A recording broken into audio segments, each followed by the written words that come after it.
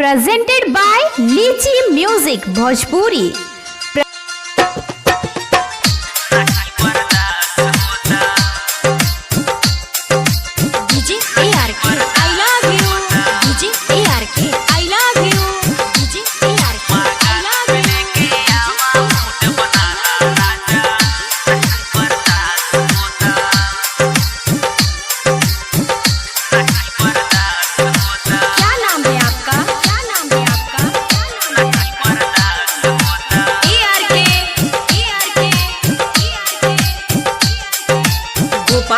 Mix by Pinku कहानी। चुम्मा गाल पे लेके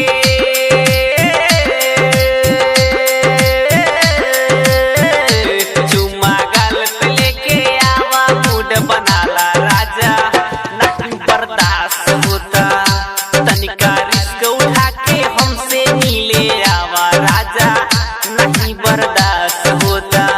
चुम्मा गाल पे लेके आवा मूड बनाला राजा, नहीं बर्दाश्त होता तनिका रिस्क उठा के हमसे मिले आवा राजा, नहीं बर्दाश्त होता।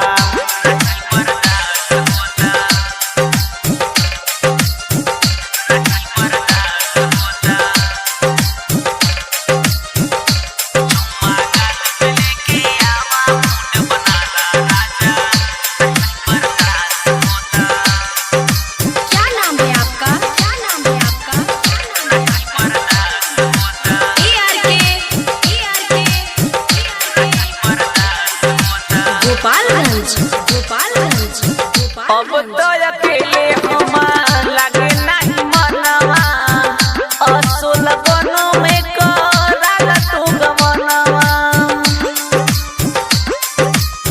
अब तो अकेले हम लागे नहीं मनवा, असुल बनो में कराला तू गमनवा। हमरा दिल से अपना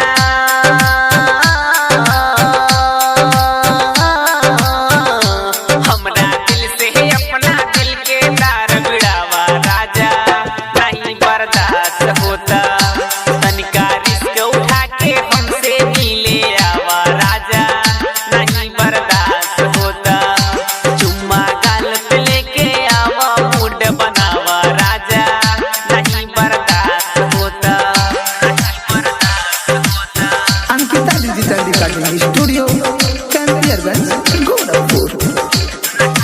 क्या नाम है आपका? क्या नाम है आपका?